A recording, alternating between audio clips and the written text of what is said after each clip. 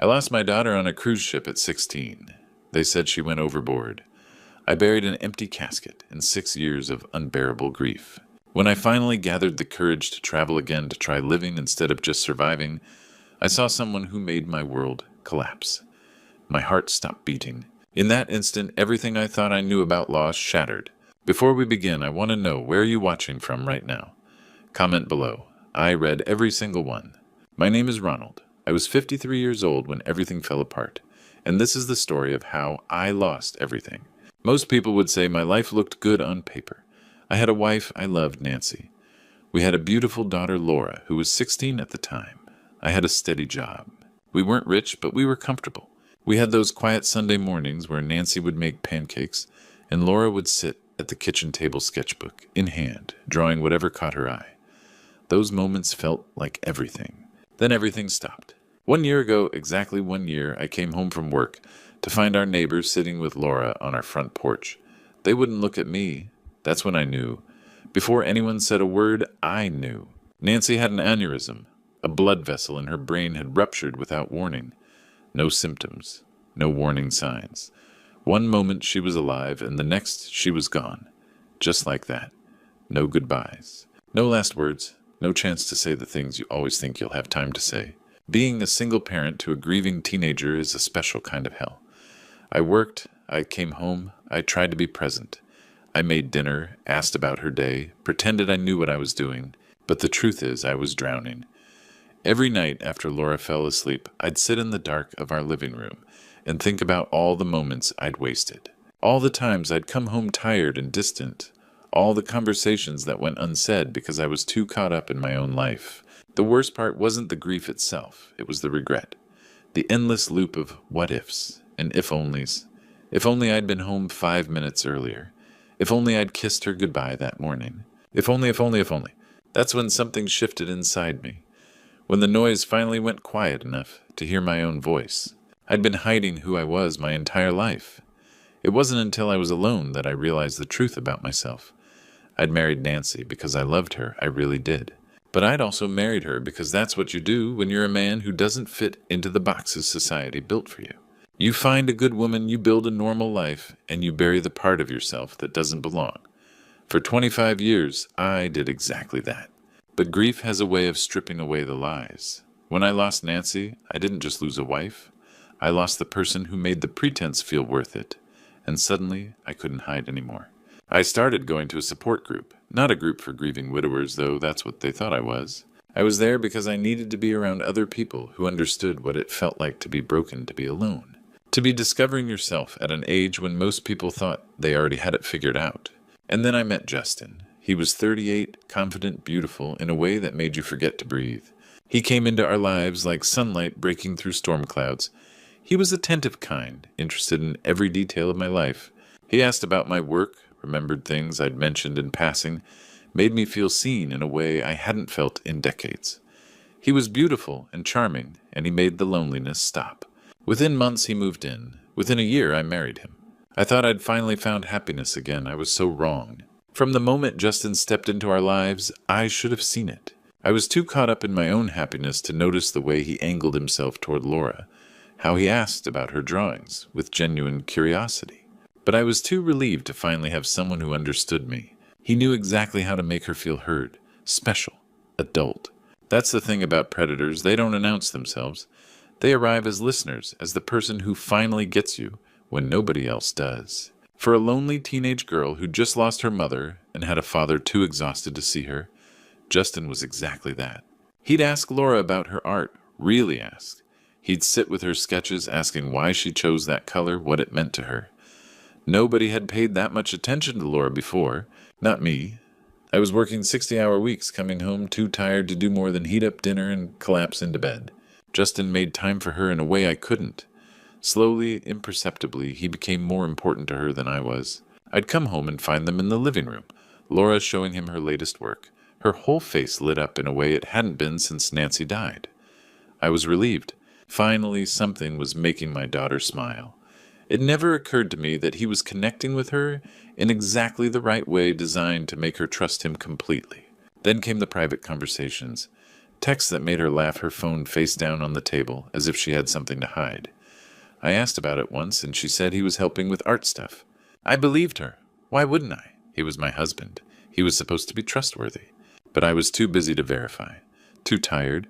Too grateful that someone else was taking care of her emotional needs. By the time Laura turned 16, something fundamental had shifted. She didn't want to hang out with me anymore. Movie nights became awkward. She spent more time in her room. And when she was downstairs, she was looking for him, waiting for his car to pull into the driveway, perking up the moment he walked through the door. I should have recognized the signs. I should have known what it looked like when someone was falling. But I was so grateful my daughter wasn't drowning in grief anymore, I mistook it for healing. One November evening, I came home early. I found them in the kitchen. Laura was showing Justin something on her phone, and he had his hand on her shoulder. His posture, the way he was leaning in the intimacy of the moment, something felt wrong. Then he kissed her. It was quick, barely a second, his lips touching the top of her head. But the way Laura looked up at him with complete surrender, complete devotion, told me everything. I'd seen that look before. It was the look of someone who'd learned that their job was to be perfect for another person. It was the look of someone who'd already started disappearing. Laura was completely under his spell. March 8th, 2018, we boarded the Carnival cruise. Something felt off the moment we stepped on that ship. It wasn't anything I could point to, specifically no single red flag that would make sense to someone else. But there was a tension in the air, a heaviness that seemed to follow us from the moment we checked into our cabin. Laura moved through the hallways like a ghost. Her usual spark dimmed. She'd always loved traveling, loved the idea of adventure, but this felt different. This felt like something she'd agreed to under duress. I told myself it was grief. 3 months had passed since Nancy died, and cruise ships are supposed to be fun, family-oriented places where you make memories. Maybe the weight of this trip being here without Nancy trying to rebuild what we'd lost was just too much for Laura to carry. Justin, on the other hand, was the opposite of tense. He was calm, purposeful. He moved through the ship like he owned it, planning activities, suggesting restaurants, charming the staff. He seemed energized by the space, by the isolation of being at sea with nowhere to escape. Looking back, I understand now that this was intentional. He was enjoying the setup, the trap. The first few days were a blur of dinners I didn't want to eat, and activities I suggested to try to force normalcy back into our lives. I'd book a shore excursion, and Laura would find a reason not to go. I'd suggest we play mini-golf as a family, and she'd say she wanted to sleep. The excuses were reasonable. What teenager wants to spend quality time with their parents? But they stung in a way I hadn't anticipated. What hurt more was watching Laura gravitate toward Justin instead. I'd find them on the upper deck, her head on his shoulder as they watched the water. I'd see them in the dining room, Justin leaning close as he whispered something that made her laugh. They had an ease with each other that didn't include me, a language I couldn't speak, a bond I couldn't break. I tried to convince myself this was fine, good even. She was bonding with her stepfather, she was moving forward, but something in my gut told me it wasn't that simple. On our 4th day at sea, Laura barely came to dinner. Justin said she was tired, that she wanted room service, that teenagers needed space. So I let her have it. I let him convince me that my concern was overprotective, that my worry was suffocating her growth. I believed him because I wanted to believe him, because the alternative that something was deeply fundamentally wrong was too terrifying to consider. By the 5th day, Laura had stopped pretending. She didn't join us at all. She avoided me in the hallways. When I'd knock on her cabin door, she'd claim to be asleep or busy with schoolwork. Justin would put a hand on my shoulder and tell me to give her time, that pushing her would only push her away further. So I backed off. I gave her space. I trusted him. That night I lay in bed wondering what was wrong. Why my daughter looked at me like I was a stranger. Why she couldn't meet my eyes. Why every conversation had become a minefield. But I was about to find out the hard way. March 12th. Everything changed that night. March 12th, 2018, 3:47 a.m. I woke up. Something was wrong. The kind of wrong that doesn't announce itself with noise or violence. It's a feeling. A sixth sense. The absence of something that should be there. Laura's breathing from the other bed. The small sounds teenagers make when they sleep. The rhythm of her being in the room with me. I reached over and felt her mattress. Cold. Empty. Panic doesn't creep in slowly. It floods. It consumes. It erases everything else until all you can do is move, search, call out into the darkness. I stumbled out of bed, my heart already racing, and checked the bathroom. The hallway. The common areas we'd been assigned. Nothing. Nobody. By 4:10 a.m. I'd alerted ship security. By 4:20 a.m. I was screaming her name into every corridor of the Carnival Destiny, my voice cracking in a way I'd never heard before. Crew members scattered, radios crackled. The calm, organized world of the cruise ship became chaos. Where was my daughter? Justin appeared in the hallway, fully dressed. Awake. When I'd been asleep just moments before, he was already up, already looking. Or so he said. He moved through the ship with an eerie calmness, helping security search, suggesting places she might be. His composure was almost professional, almost rehearsed. I didn't have the mental capacity to question it then. I was too busy searching, too busy imagining the worst. At 6:33 a.m. someone found her phone. Deck 7, by the railing. The screen was cracked. No sign of disturbance beyond that. Just a phone abandoned as if its owner had simply let it fall, or had been made to let it fall. That's when the whispers began. The crew members looking at each other with understanding. The unspoken conclusion she'd gone overboard. By 9 a.m. the search was called off. The captain made an announcement. A passenger had been reported missing, presumed deceased. In the time it took for the ship to stop searching, my daughter had crossed from missing to dead in the official record. I remember the captain's words, formal and distant. We extend our deepest condolences to the family. Every precaution has been taken. Unfortunately, in such circumstances, recovery is unlikely. Unlikely, as if there was still hope. As if we were discussing the possibility rather than my entire world ending. Justin stood beside me through all of it, his hand on my shoulder, his voice appropriately grieving. She was depressed, he told security. She'd been distant since her grandmother died. I tried to help her, but she wouldn't let me in. I should have seen the signs. He performed grief with the precision of an actor who'd rehearsed his lines 1,000 times, and I was too broken to notice. By afternoon, we were heading back to Miami. The official report was filed. The investigation was closed before it even really began. One teenage girl, one night, one phone by a railing. Case solved. The captain said my daughter was gone, presumed dead. The paperwork was processed. The death certificate was signed by people who'd never met. Her never knew her, never saw the way she lit up when she was creating art, or the way she laughed when something genuinely amused her. My daughter, gone. March 24th, 2018, the memorial service. The funeral was the worst day of my life, until 6 weeks later. Greenwood Cemetery, South Atlanta, an empty casket beside my mother's grave. Nothing to bury, just paperwork that said she was gone. Sharon held me up as we walked to the grave. My sister, the only person who understood what it meant to lose this family one by one. First Mom, then Nancy, then Laura. The screaming started at the graveside. I didn't recognize the sound coming out of me. It was primal, like something was being torn from my chest. 3 months of holding it together shattered in that moment. I collapsed on the ground next to that empty casket, screaming, "She's not in there, she's not in there," because I knew somehow that something didn't add up. The phone by the railing, the timeline, Justin's strange calmness during the search, but I was too broken to question it. Justin stood beside me through it all, the perfect grieving husband. Nobody questioned him. Nobody looked twice. 6 weeks of him being present, taking care of everything while I sat in the dark. 6 weeks of me being grateful. Then in late April, he packed his bags. "I can't do this anymore," he said. His voice was cold, final. "I need to leave. I can't stay in this house. I can't keep drowning in your sadness." I didn't understand. He was my anchor. "Where will you go?" I asked. "My lawyer will send the papers," he said. I got on my knees literally on our kitchen floor and I begged him. My voice shattered as I spoke. "You're all I have left of her. Please, please don't leave me alone with this." For a moment something crossed his face. Guilt, maybe. But then it was gone, replaced by something colder. He picked up his suitcases and walked out the door. The paperwork was efficient. No negotiation. He wanted nothing. He just wanted out. Fast. Like the place was on fire.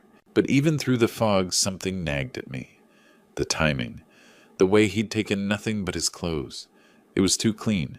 Too planned. I didn't have the capacity to question it then. I was too busy trying to survive. Too busy barely existing. But later, when I could think clearly, I'd start asking questions. I'd discover things that didn't quite add up. Things about his finances, his timing, his movements before the cruise. things suggesting he'd planned something far longer than I imagined. For now, all I knew was that I was alone. 6 weeks after burying my daughter, my husband left me, and I had no idea what else I was about to lose. The next 6 years were a blur of pain. 6 years of learning to breathe, 6 years of learning to live. I don't remember most of 2018. Months blended into one long gray stretch of survival. Waking up was the hardest part.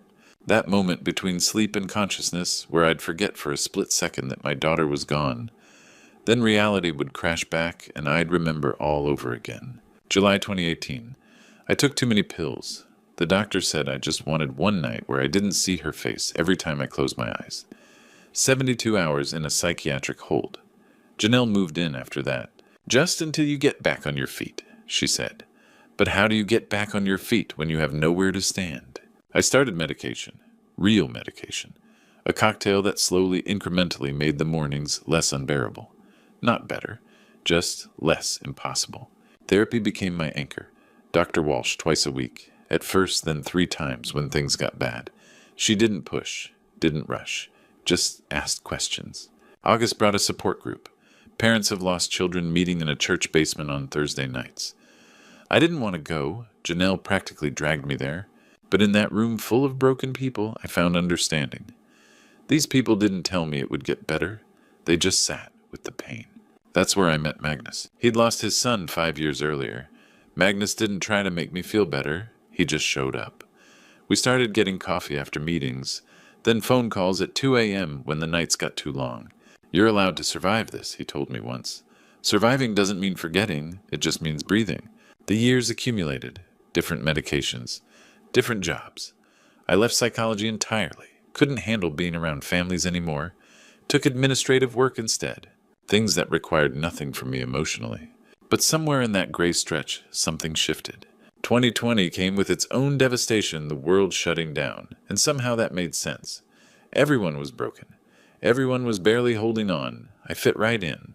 I started asking questions I'd been avoiding, about myself, about who I actually was underneath all the performance.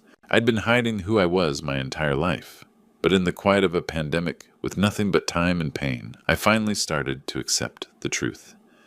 I was a gay man. I'd been a gay man my whole life. I'd just spent decades trying to be someone else. By 2022, I was different.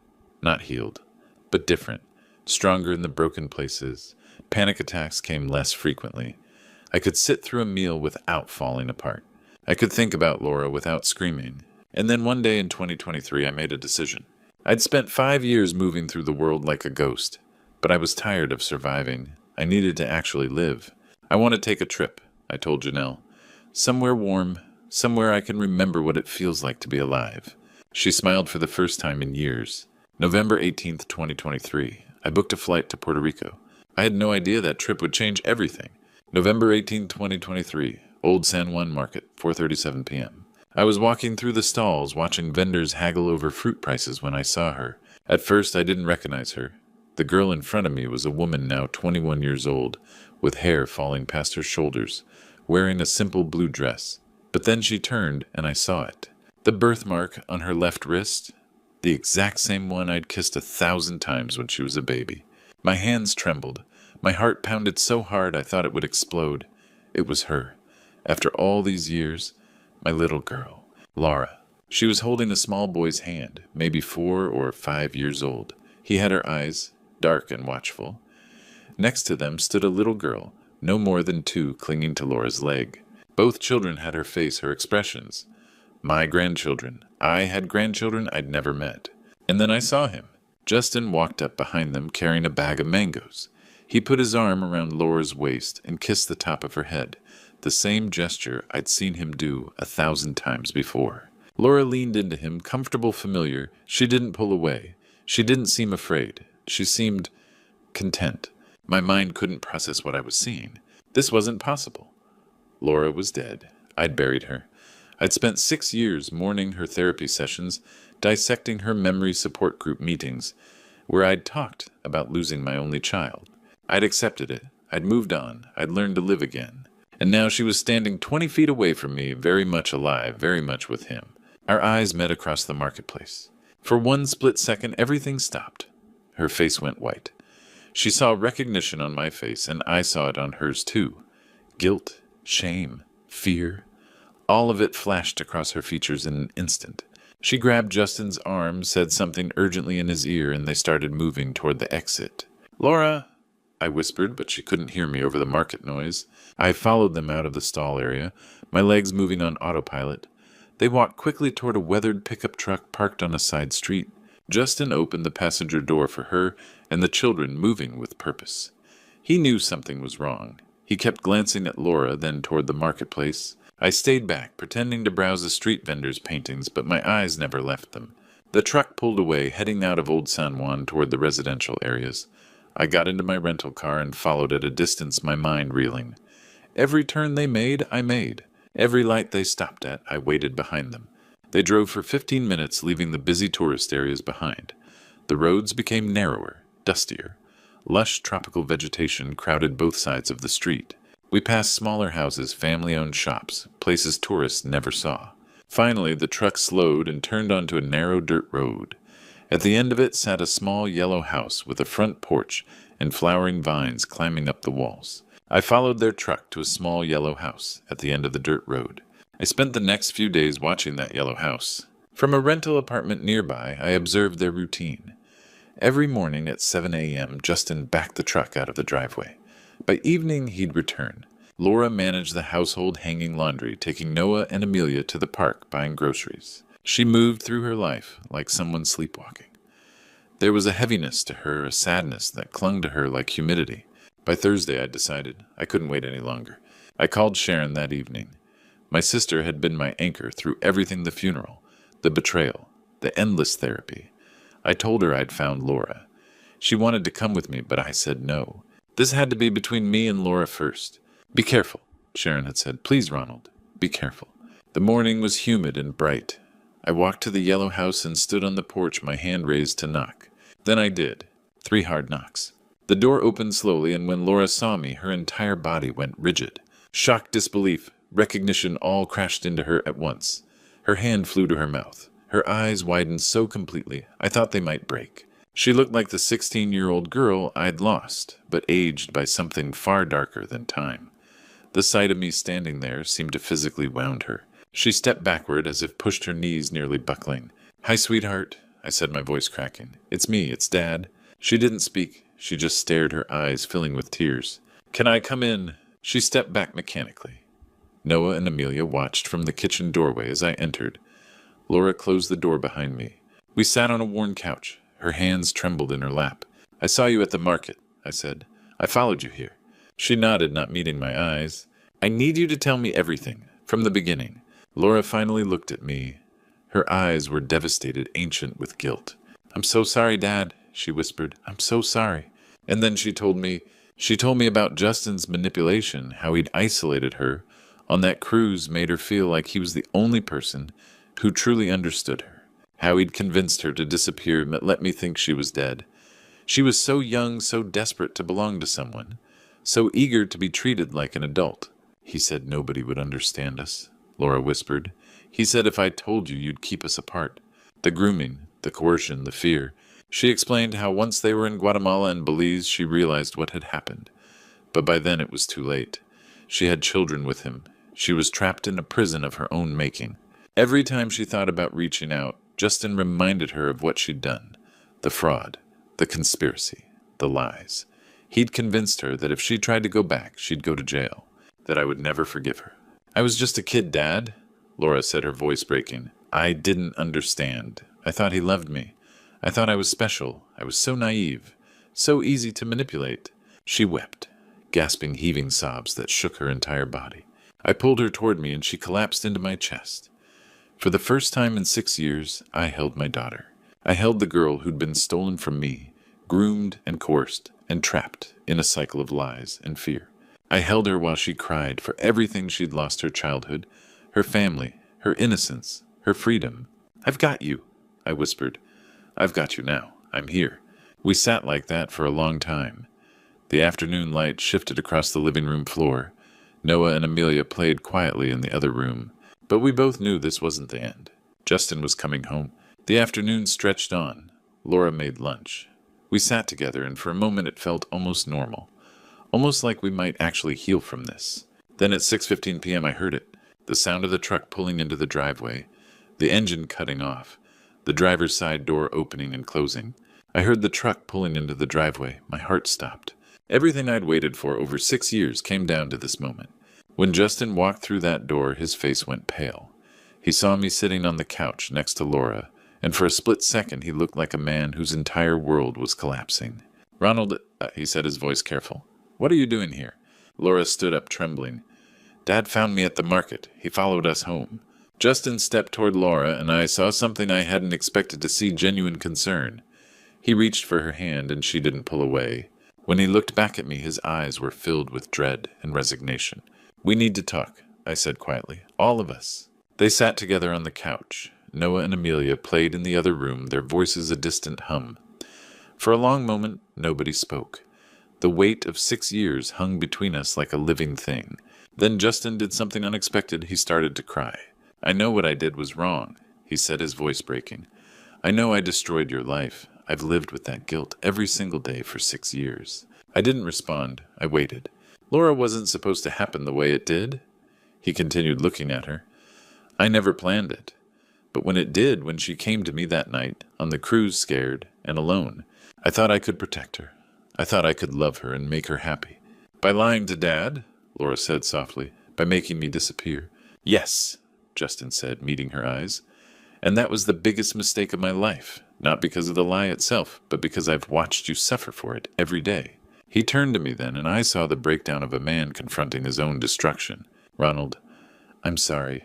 I'm sorry for grooming your daughter. I'm sorry for manipulating her. I'm sorry for stealing your family and for the pain I caused you. I have no right to ask for forgiveness, but I'm asking anyway." "When I asked, why really? The line, the isolation, all of it?" Justin was quiet for a long time. "Because I was afraid of losing her, afraid that if anyone knew what we had, they'd take her away from me. So I built walls. I made sure she couldn't reach out to you. I convinced her that you'd destroy us." His voice cracked. "But the walls I built became a prison for her, for all of us." Laura began to cry. "I loved you," she whispered, "but I also hate you for what you took from my father." "I know," Justin said, "and you have every right to." I found myself speaking before I'd decided what to say. "Do you still love her?" "Truly," Justin didn't hesitate. "Every single day. That's what makes this so unbearable. I love her, and I've hurt her in ways I can never fully repair." Laura looked at me, her eyes searching. "What do you want to do, Dad?" I looked at my daughter, the woman she'd become. I looked at the man who'd hurt our family so deeply.